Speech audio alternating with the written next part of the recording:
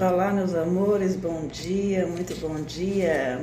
Tudo bem com vocês? A gente está ao vivo, professores da educação infantil, eu sou Gi Carvalho. Falo aqui do interior da Bahia, de Tucano, de onde é que você está assistindo essa nossa live. E sobre o que é que a gente quer falar hoje aqui com vocês. Bom, é um tema muito simples, que é trazido constantemente, acho que todo professor, né, que é professor, já ouviu falar que a gente tem que trabalhar por amor, né? Aquela coisa. Tem uma frase que eu falo muito, desde quando eu tomei consciência do que é ser professor de fato. Desde quando eu abri mão de algumas afirmações que alguns professores fizeram comigo. Por exemplo, eu tive uma professora que me falou que um bom professor era aquele que empregava pelo menos 30% do salário dele na escola. Essa foi uma das minhas professoras do curso de magistério, que dizia que para ser uma boa professora, você tem que injetar dinheiro seu na escola. 30% no mínimo faz de você um bom professor. Isso são falas que a gente escuta constantemente. Então, você é um bom professor à medida que você trabalha por amor, né? É uma espécie de trabalho voluntário. Basicamente, é isso que a gente escuta constantemente, né? Escuta constantemente. E sempre que a gente traz o tema, né, coloca o tema assim em pauta, existe sempre aquele professor que diz assim, mas a gente tem que trabalhar com amor, né? É que a gente fala realmente, a gente trabalhar com o amor, não por amor.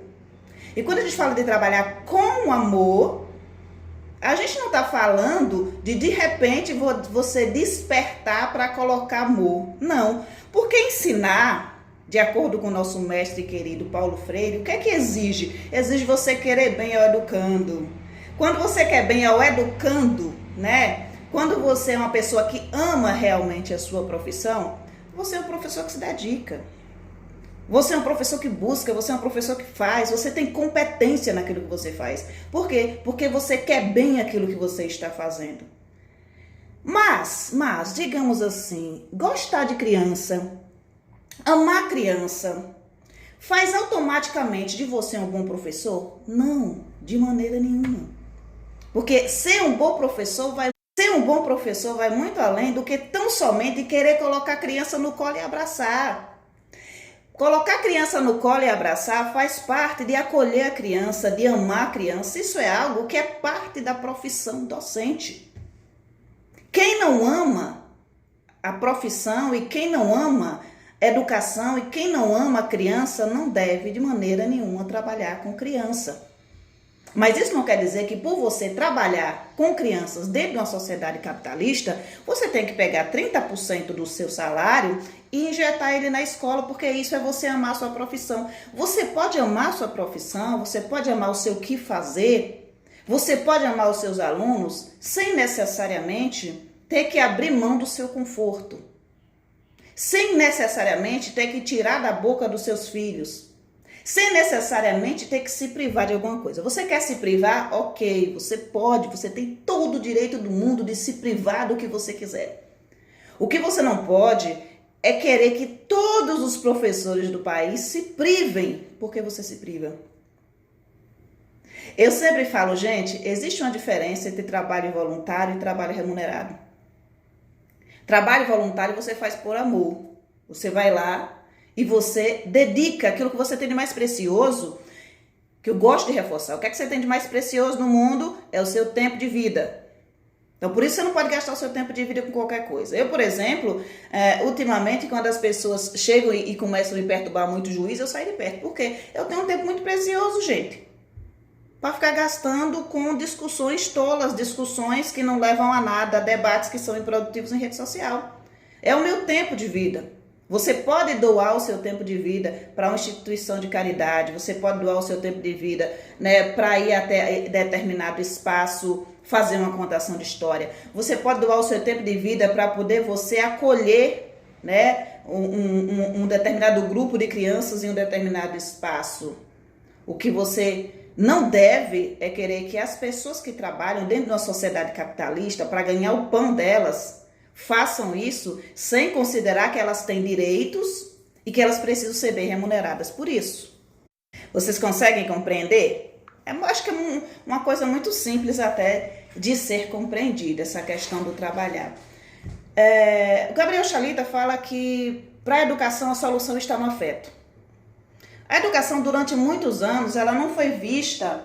Deixa eu pegar minha cachorrinha aqui que ela sempre gosta de ficar comigo. A educação durante muito tempo ela não foi vista como um espaço em que coubesse amor. O que é que cabia na educação? Cabia disciplina. Nesse espaço cabia rigidez, controle, adestramento e ordem. Era isso que cabia dentro da educação, basicamente. Então, o amor não era algo que se considerava necessário, porque as pessoas têm meio que uma ótica, né, de Maquiavel, que é melhor ser temido do que amado. É algo muito comum que as pessoas acreditem que é melhor ser temido do que ser amado. Então, muitos professores, eles trabalham dentro de um viés onde eles acreditam que a rigidez, que o tom de voz mais alto é o que vai fazer com que a criança obedeça e aprenda. E pode até ser que funcione. E funciona porque você implementa um medo dentro da sala de aula, né? E a criança com medo, ela simplesmente atende a comandos. Isso não quer dizer que ela aprenda, porque aprender de fato é mais do que repetir palavras. Aprender de fato é mais do que seguir cartilha. Aprender, construir conhecimento é um ato que requer liberdade para se expressar, para criar, para experienciar. Principalmente quando a gente fala aqui dos aspectos da educação infantil, dessa necessidade que a criança ela precisa, ela tem de experienciar a vida. Ela precisa experienciar a vida. E eu não consigo entender como é que um professor de educação infantil vai desatrelar o amor da profissão dele. Lidar com seres humanos que estão em formação, né, sem amor, sem bem-querer. Então, ser professor, para Paulo Freire, exige isso, exige querer bem aos educandos. Eu quero até ler o trechinho de Pedagogia da Autonomia, que fala que ensinar exige querer bem aos educandos. Paulo Freire diz assim: e quer dizer, mas sobretudo o que esperar de mim se como professor eu não me acho tomado por este outro saber, o de que preciso estar aberto ao gosto de querer bem. Às vezes, a coragem de querer bem aos educandos e a própria prática educativa de que participo. Esta abertura ao querer bem não significa, na verdade, que porque professor eu me obrigo a querer bem a todos os alunos de maneira igual.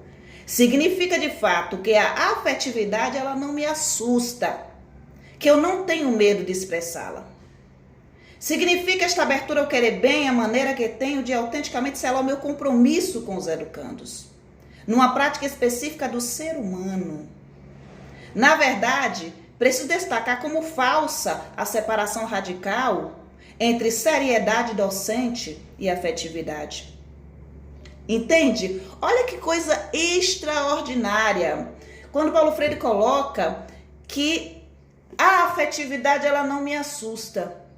A gente vive dentro de uma sociedade em que as pessoas... Ontem eu estava lendo um comentário que eu leio sempre que a gente tem discussões sobre a questão do Dia das Mães, Dia dos Pais e Dia de quem cuida de mim. Uma colega colocava assim: a gente não pode deixar que as crianças que têm pais fiquem sem fazer uma homenagem para os pais delas simplesmente porque tem uma criança que não tem pai, porque a criança tem que aprender que ela não tem pai. Ela tem que aprender que os outros têm direito de homenagear o pai delas que elas têm. Ou seja, as outras não têm nada a ver com o fato de ter uma criança lá que o pai não é presente. Ou que o pai comete algum tipo de abuso físico ou de abuso psicológico. Ou seja, não importa, né, se aquela criança ou aquela outra criança na casa dela vive um inferno do lado da figura paterna. Importa que a gente tem que manter uma tradição, né, ainda que não tenha, que você tenha uma criança ali que esteja sofrendo, não importa o sofrimento dela, porque ela precisa aprender que a vida é dura. São afirmações que a gente lê constantemente de professores. Ainda que a gente tenha uma base nacional comum curricular que fale de empatia, né, que fale da necessidade de se trabalhar para que as pessoas tenham empatia. Nós temos professores que não têm a mínima empatia por crianças pequenas. A gente não está falando de adulto que sabe lidar com luto, a gente não está falando de adulto que tenta, de alguma forma, lidar com a rejeição. A gente está falando de crianças pequenas que ainda não entendem de emoção.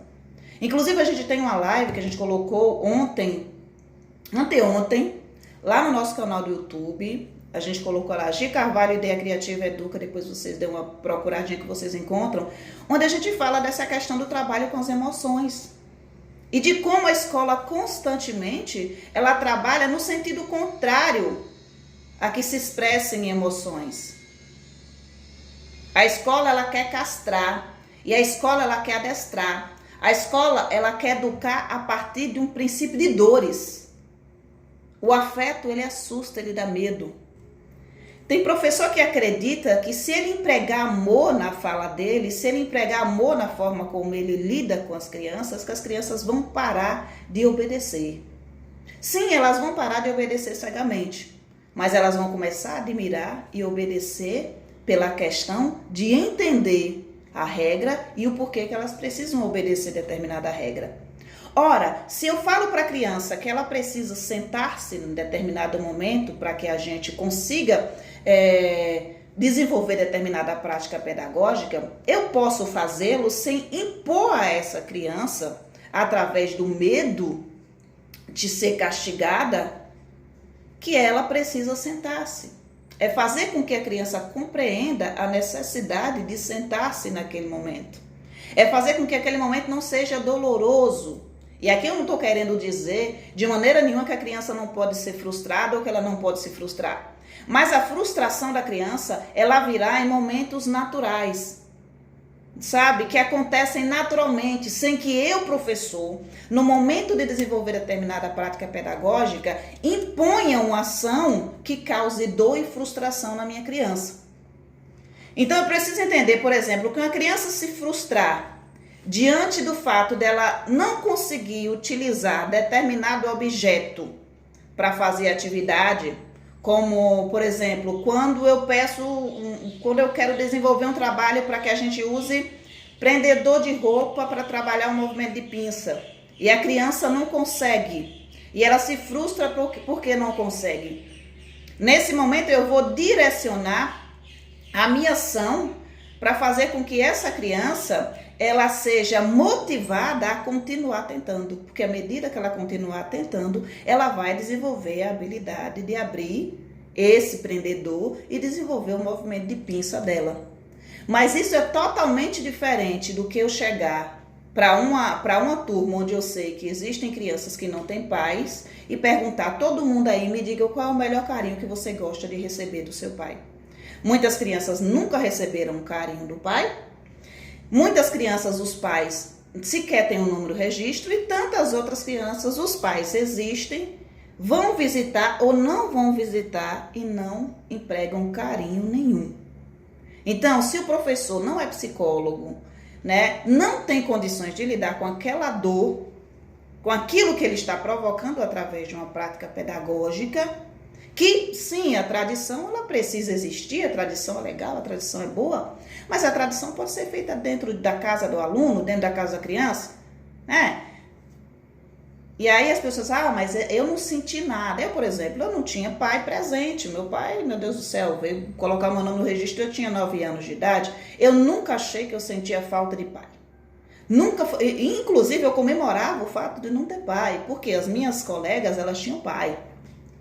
E o fato das minhas colegas terem pai, castrava ela nas suas liberdades, porque elas tinham horário para sair de casa, elas tinham horário para chegar em casa, eu não tinha horário para nada, eu fazia o que eu queria, eu saía a hora que eu queria, eu voltava a hora que eu bem entendia, mas as minhas colegas tinham ali, olha, você pode ficar na praça até 7h30, até 8 horas, então eu me vi obrigada a voltar para casa, porque todas elas tinham pais que faziam com que elas voltassem para casa naquele horário, e eu não tinha horário. Então, eu nunca achei que pai fazia falta para mim. Então, dia de pai em escola, dia de pai em igreja, nunca foi algo que fizesse eu sentir dor, no sentido de ser percebido por mim. No sentido de ser percebido por mim, não.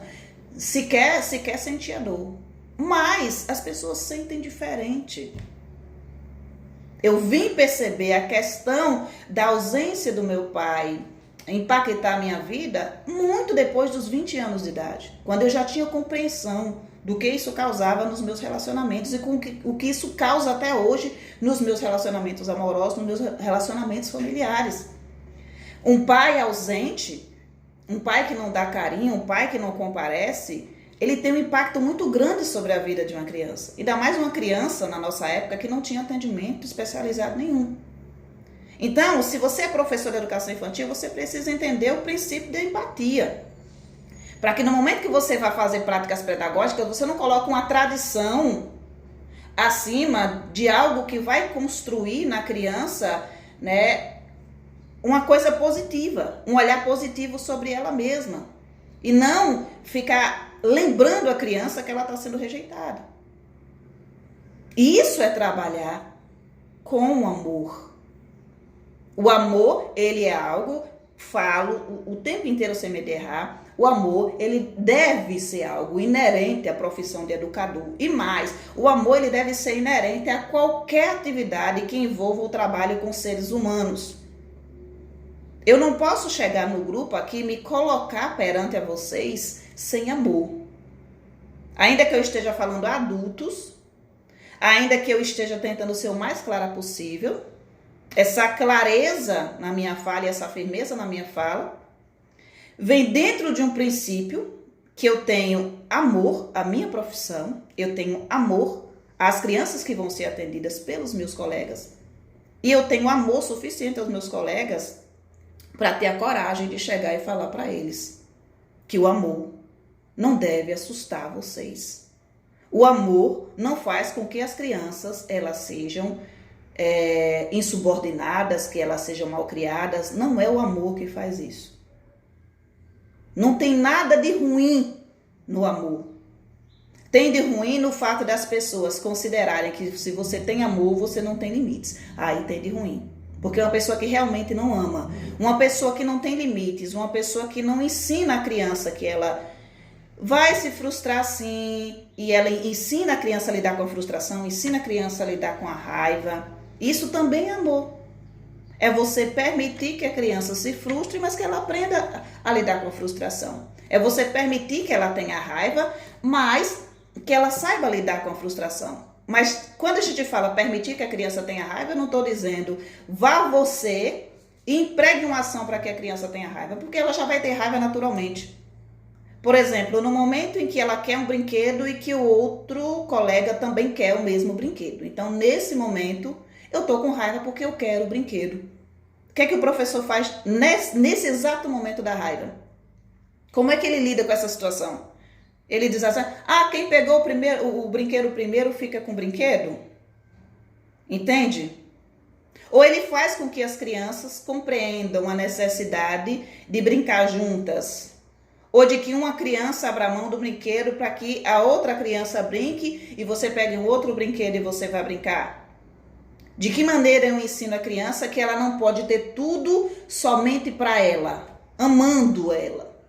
Né? Eu preciso entender isso. Mas é o que o Paulo Freire coloca aqui pra gente, né? Que a afetividade ela não deve assustar você. Vamos lá, vamos prosseguir aqui. Não é certo, sobretudo do ponto de vista democrático, que serei tão melhor professor quanto mais severo, mais frio, mais distante e cinzento me põe nas minhas relações com os alunos. No trato dos objetos cognoscíveis que devo ensinar. A afetividade não se acha excluída de cognoscibilidade. O que eu não posso, obviamente, permitir é que minha afetividade interfira no cumprimento ético do meu dever de professor, no exercício de minha autoridade. Não posso condicionar a avaliação do trabalho escolar de um aluno ao maior ou menor bem-querer que tenha por ele. E aí a gente entra em outra eu quero ilustrar isso. Eu quero ilustrar esse ponto. Não posso condicionar a avaliação do trabalho escolar de um aluno ao maior ou menor bem-querer que eu tenha por ele.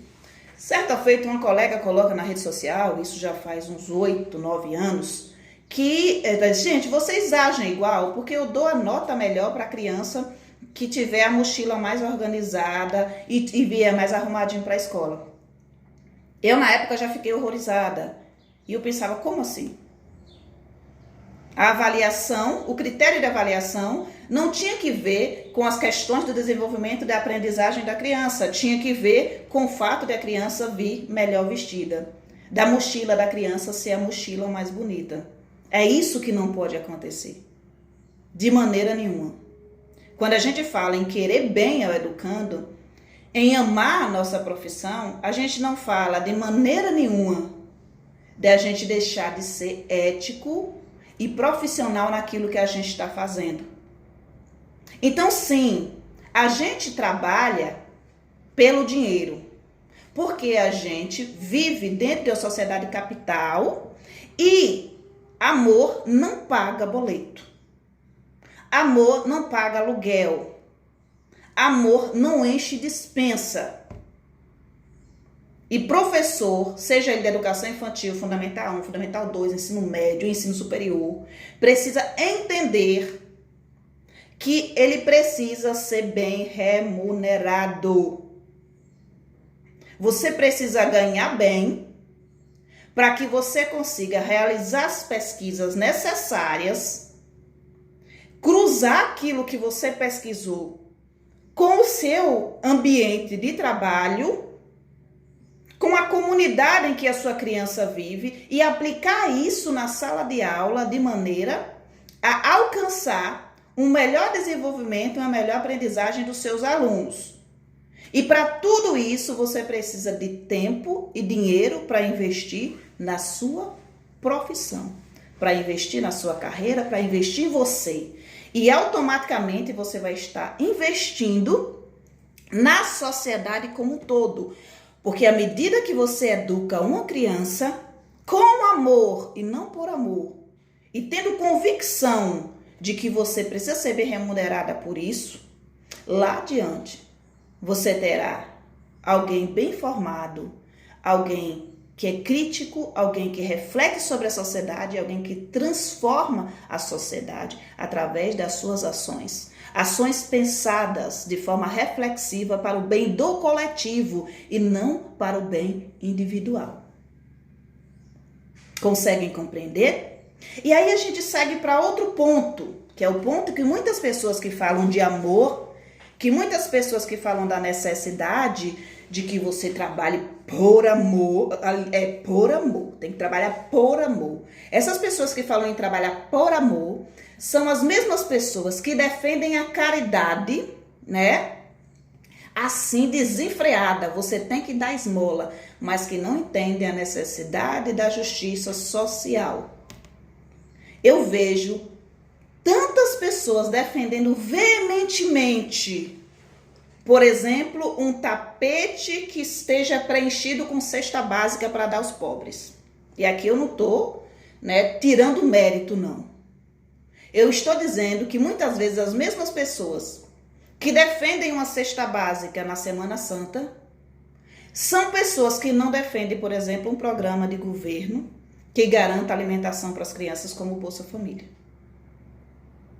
São pessoas que são contra auxílios emergenciais em período de pandemia, mas que são favoráveis à distribuição de cesta básica.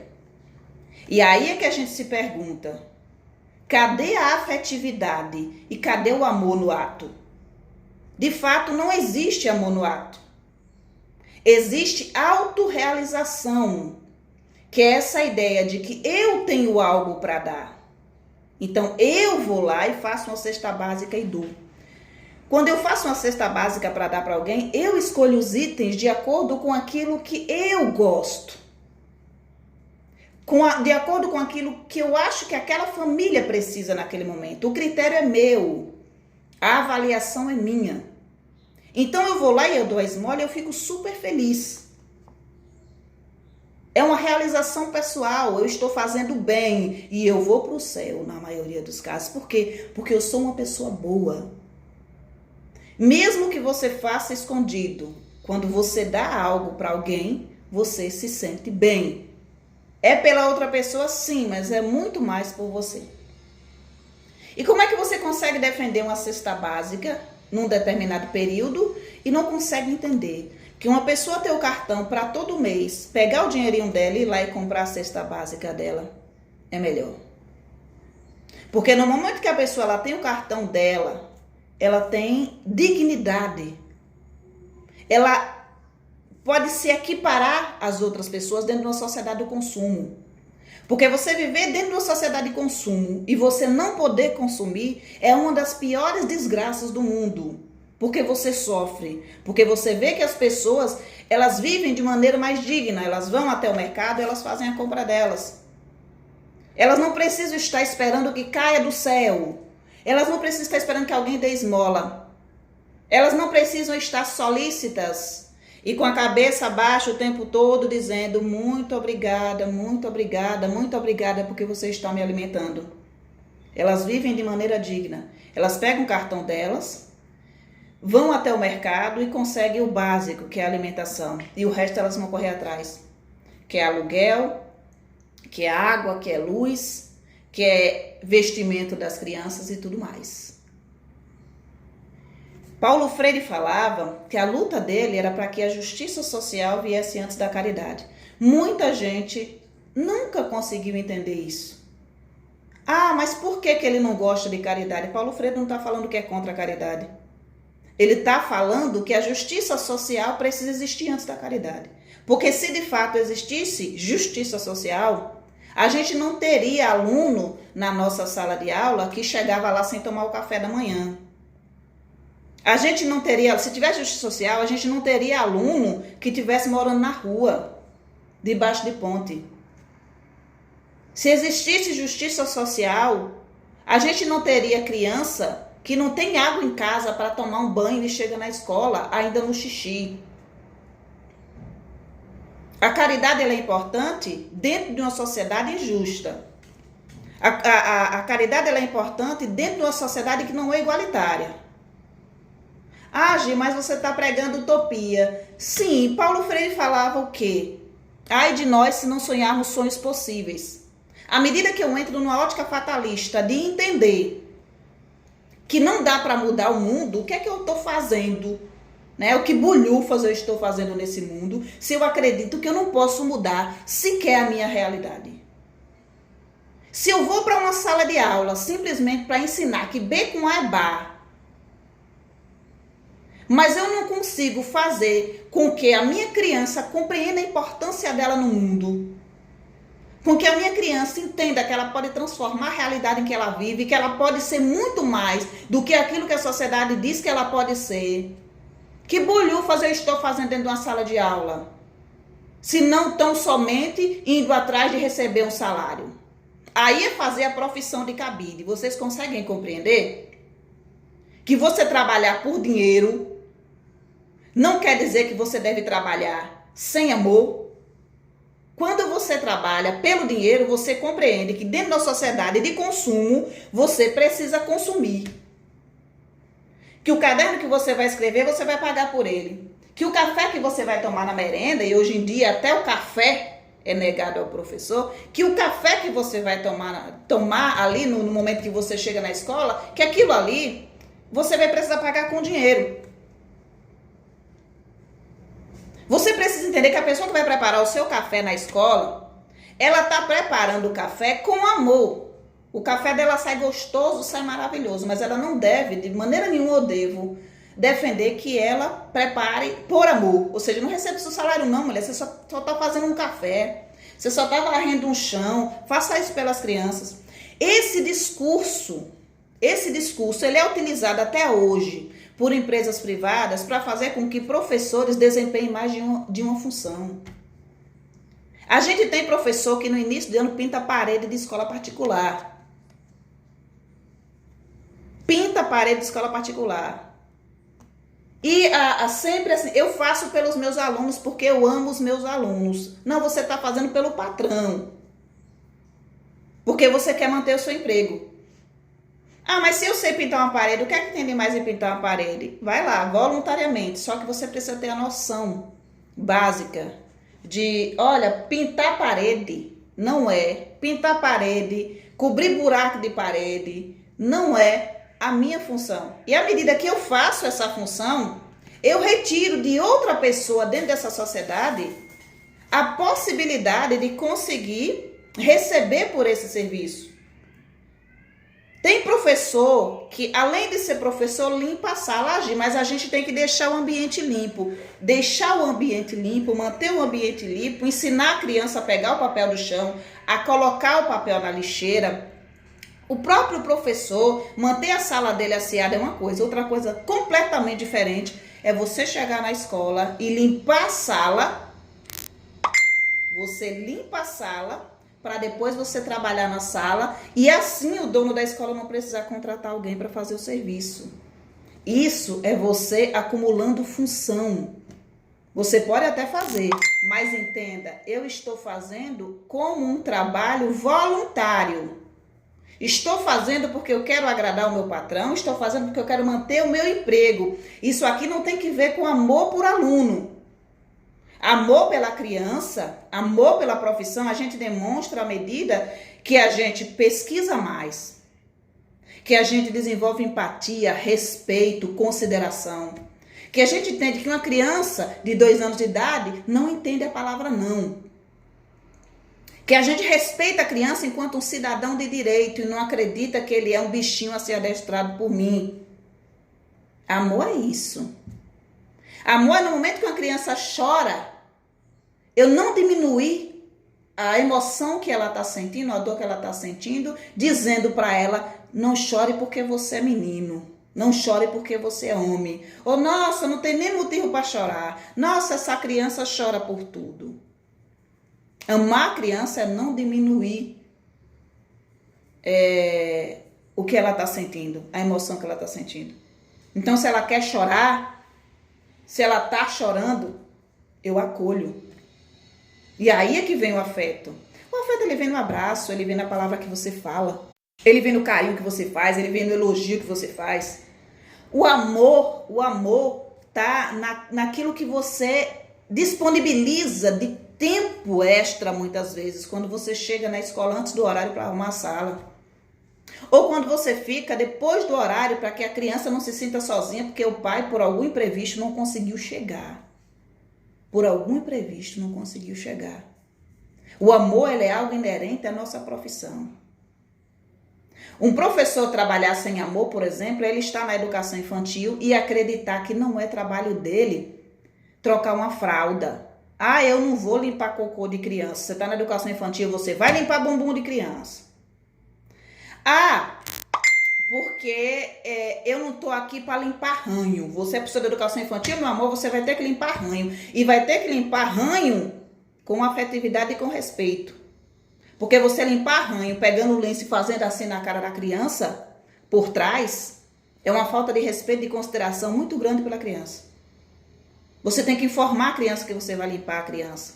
Você tem que se abaixar, ficar na altura dela. Você tem que ter respeito pela criança que você está atendendo. Isso é amor. Amor é respeito pela sua profissão. Só que você trabalha, meu amor, para pagar suas contas, tá bom? O amor, eu falo isso desde que eu entrei nesta bendita desta internet.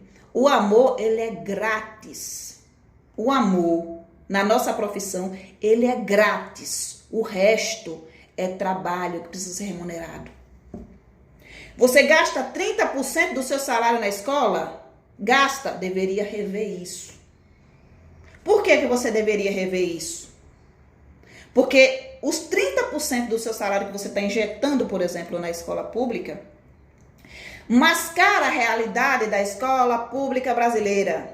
Ah, Gi, mas eu estou arrumando o meu trabalho para poder fazer um trabalho melhor, faço pelas crianças, ok. Eu estou injetando meu dinheiro em comprar recurso, por exemplo, jogos pedagógicos para trabalhar com os meus alunos. Esses jogos pedagógicos são meus, de minha propriedade, levados para a minha casa, para que eu use com outras e outras crianças, ok. Agora, eu comprar tinta do meu bolso, comprar argamassa do meu bolso para tapar buraco em escola e pintar a escola, eu posso fazer isso enquanto trabalho voluntário? Posso, não tem problema nenhum que eu faça. Mas eu preciso entender que eu estou mascarando a realidade da escola pública, porque a comunidade, ela enxerga como se a prefeitura tivesse feito o trabalho, como se o vereador dele, o político de estimação dele, estivesse fazendo aquilo. Mas faltou lápis na minha escola e a escola não tem mais para comprar. Não tem mais. E a criança está sem lápis porque o pai e a mãe não podem comprar o lápis. Eu devo comprar o lápis para a criança? Eu, Gi, compraria? Sim, eu compraria. Como uma questão de trabalho voluntário. Como uma questão de olhar para a criança e ter empatia e ver que aquela criança, naquele determinado momento, precisa de um lápis. Só que eu não ia comprar o lápis e ficar sentada esperando. Eu ia cobrar da gestão, ia cobrar da Secretaria da Educação, que se tivesse lápis na sala de aula. Porque, pelo amor de Deus, existem os lápis que os gestores escolhem comprar, que a criança aponta o lápis 2 vezes, o lápis acabou. Então, a gente precisa atender a urgência muitas vezes, porque a gente precisa trabalhar. A gente precisa atender a urgência. Qual é a urgência? Não tem lápis. Toma o lápis aqui. Entendeu? Quanto é que custa um lápis? Um lápis custa 50 centavos, custa R$1. Qualquer família pode comprar. Não, não é qualquer família que pode comprar. Outra ideia que o docente precisa abandonar é de que os pais na casa deles têm as condições que o professor tem na casa dele, porque é uma coisa totalmente diferente. Eu já trabalhei em lixão e já catei latim. Eu sei que muitas vezes a gente olha e pensa, peraí, vamos lá. A gente compra o pão ou a gente compra o lápis? A gente come hoje ou a gente usa um caderno? A minha filha, ela ia para a escola com um fichário, com folhas de ofício que já tinham sido usadas. Como eu era professora, tinha muitas folhas de ofício em casa que já tinha sido usado um lado, né? Aquela coisa, a gente tem um monte de xerox. O que é que fazia? Colocava essas folhas dentro do fichário dos 2 lados e ela utilizava o outro lado. E assim ela passou um ano inteiro escrevendo dessa forma, que foi o que a gente encontrou para que ela conseguisse continuar estudando. E ela, uma menina muito boazinha, aceitou de bom grado, nunca se sentiu diminuída por estar usando folhas em um fichário. Mas é preciso que os professores entendam que, por muitas vezes, comprar um caderno é extremamente difícil para uma família de baixa renda. E aí a gente volta ao princípio de empatia, que está lá na Base Nacional Comum Curricular para a Educação Infantil. A gente precisa ensinar as crianças a terem empatia. Está lá no campo eu, o outro e o nós. A gente não consegue ensinar uma criança a ter empatia se a gente não tem empatia, se a gente não se coloca no lugar dela, se a gente não se coloca no lugar da família dela. Mas a gente precisa entender que ser professor requer aprender a lutar. Requer aprender a comprar briga. E por que a escola não tem lápis? É uma questão de falta de verba? É uma questão de o recurso está sendo usado de maneira inadequada, porque as crianças não sabem usar, porque o professor não sabe ensinar a criança a usar, porque os lápis estão sendo jogados fora, porque os lápis que se compram são de baixa qualidade, porque o dinheiro que vem é pouco. Qual é o problema aqui? Porque o problema precisa ser resolvido. E o problema nunca é resolvido com o professor tirando 30% do salário dele e injetando na escola pública. O problema é mascarado. E todos os anos se faz o mascaramento do sucateamento da escola pública brasileira, porque tem professor que ainda acredita que amar a profissão é tapar buraco de escola e pintar a parede e fazer pela escola. Eu tive um ato, gosto muito de lembrar quem eu era, como eu pensava e como eu penso hoje. Eu tive um ato quando eu estava ensinando, coisa de uns, deixa eu ver, gente, 10 não, mais de 12 anos, porque tem 12 anos que eu estou na rede. Uns 14 anos atrás, 14, 15 anos atrás, as merendeiras e as faxineiras entraram em greve. E eu fui para a escola dar aula, a minha colega foi para a escola dar aula, sem merendeira e sem faxineira. Então eu entrei na escola, eu fiz a faxina, eu fiz a merenda, né? Eu limpei a sala, depois as crianças merendaram a merenda que eu fiz. E hoje eu fico me perguntando, eu fiz isso na época, eu não faria isso hoje jamais. Jamais. Eu me negaria a entrar na sala de aula. Me negaria a fazer a merenda, porque a comunidade precisa entender a importância da pessoa que faz a limpeza e a importância da merendeira.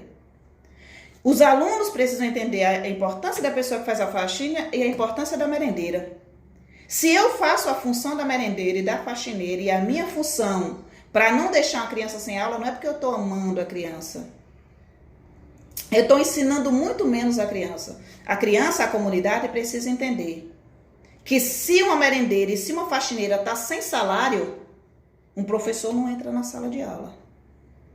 E aí o professor faz a pressão junto com a merendeira e junto com a faxineira para que a escola pública ande. À medida que eu faço o serviço de mais duas profissionais, eu estou diminuindo a importância do trabalho delas. Eu estou dizendo que a escola pode andar sem elas. Eu estou atrapalhando o processo de... Me fugiu a palavra agora. De negociação entre o gestor público e os funcionários que estão reivindicando os direitos deles. É preciso ser professor e ser crítico. É preciso ser professor e entender que, ok, a gente vive num sistema capital. Um sistema que é movido à questão do lucro e à questão do consumo. Eu preciso entender que se a minha criança não tem os direitos dela garantidos, é porque alguma coisa está muito errada dentro do sistema. E eu não posso, acreditando que eu sou um super-herói, mudar a realidade das pessoas mascarando o sucateamento da escola pública brasileira. Eu tenho que reivindicar direito. E as crianças e os pais das crianças precisam entender que direito a gente consegue através de reivindicação. Nós temos inúmeros professores, inclusive dentro desse grupo, que não querem ouvir falar em luta por direito de professor, porque acham que isso é ser preguiçoso. Vocês não trabalham porque vocês são preguiçosos. Esses mesmos professores, os direitos que eles têm foram garantidos justamente por esse grupo de professores que eles chamam de vagabundos.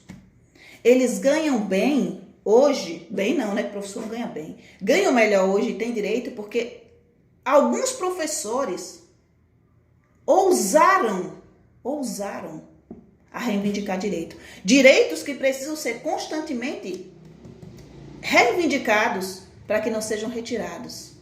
E esses professores que dizem que os outros são vagabundos porque estão lutando por melhores condições de trabalho, são pessoas que estão dentro de uma profissão que sinto muito no que eu vou falar, mas eu tenho que falar, não lhes cabe. Porque falta criticidade, falta respeito, falta consideração pela classe, falta luta pela educação. E de amor não tem nada, tem de alienação. E uma alienação muito forte, que leva a crer que se eu trabalhar de graça, a sociedade vai mudar. Só que a sociedade, ela é capitalista. Se eu trabalhar de graça, 100% do meu tempo, eu não estou falando trabalho voluntário, estou falando de trabalho remunerado. Se eu trabalhar de graça, ou pelo mínimo, aí é que a sociedade nunca muda. Porque a sociedade nunca vai entender a importância de ser professor.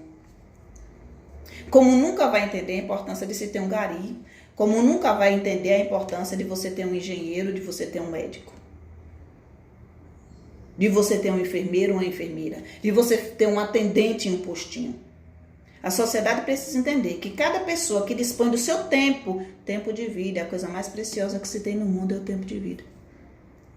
A pessoa que dispõe do seu tempo de vida, para fazer qualquer função que seja, ela merece ser bem remunerada. Amor não paga conta. Amor não paga boleto. Mas amor é algo inerente à profissão de professor, seja ele qual for. Se você não ama a sua profissão, não permaneça nela. Mas se você é professor e você acha que ser professor é só amar a criança e abraçar a criança, você está na área errada. Ser professor, pré-requisito básico para ser professor, ter amor pela profissão, pelos educandos e gostar de estudar, gostar de pesquisar. Entender quais são as necessidades do público-alvo.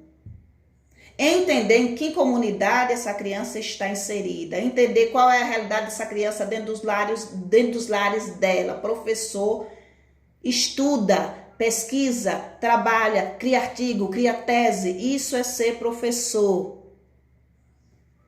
Com amor e não por amor. Isso é ser professor. Agora, eu entrar no espaço escolar, sabendo simplesmente abraçar e beijar a criança, não é ser um professor. Isso é um professor que trabalha dentro de um caráter assistencialista. Então, se eu for lá cantar 2 musiquinhas e botar no colo, dar de comer, né, dar banho e mandar para casa, eu sou um bom professor. Não, você não é um bom professor quando você não entende a necessidade de que as crianças se desenvolvam da maneira adequada, de acordo com estudos que foram feitos na área. Você não é um bom professor, você se engana. Se você acredita que ser um bom professor é colocar uma criança sentada numa cadeira, encher uma lousa de letrinha e mandar ela escrever no caderno, depois dar lá um visto 10 e mandar ela para casa, ainda que essa tarefa seja mecânica, enfadonha, que a criança reclame e tudo mais, e você acha que isso é ser um bom professor, você deve rever o conceito do que é ser professor no século XXI. Isso é um professor de séculos atrás. Professor que está sempre sisudo, sempre severo, sempre com aquele ar, sabe? Essa frase é maravilhosa. Olha, não é certo, sobretudo do ponto de vista democrático, que serei tão melhor professor quanto mais severo, mais frio, mais distante e cinzento me põe nas relações com os alunos. Você ser severo, você ser grosseiro, não faz de você um professor excelente. O afeto é imprescindível. A solução, inclusive, de acordo com Gabriel Chalita, está no afeto. Está no afeto. Então, para encerrar essa nossa discussão, a gente precisa entender que vivemos dentro de uma sociedade capital, que prestamos um serviço, devemos ter boa remuneração, boas condições de salário e respeito. Mas que, se escolhemos a profissão de professor, devemos ter convicção de que sem amor a gente não faz trabalho nenhum que preste. Não é nem só professor, sem amor você não faz trabalho nenhum que preste. Então ame a sua profissão, queira bem aos educandos, queira muito bem a eles, porque eles merecem. Queira bem aquilo que você está fazendo. Mas não esqueça de lutar por justiça social. Não esqueça de lutar por melhores condições de trabalho. Não esqueça de reivindicar os seus direitos. Porque antes de você, outras pessoas reivindicaram os direitos que hoje vocês têm. Tá bom? Então, gente, a gente fica por aqui. Quem não conhece ainda o nosso canal, Gi Carvalho, Ideia Criativa Educa, lá no YouTube. Dá uma passadinha, curte a gente, se inscreve. Tá bem? Um beijão pra vocês e até mais.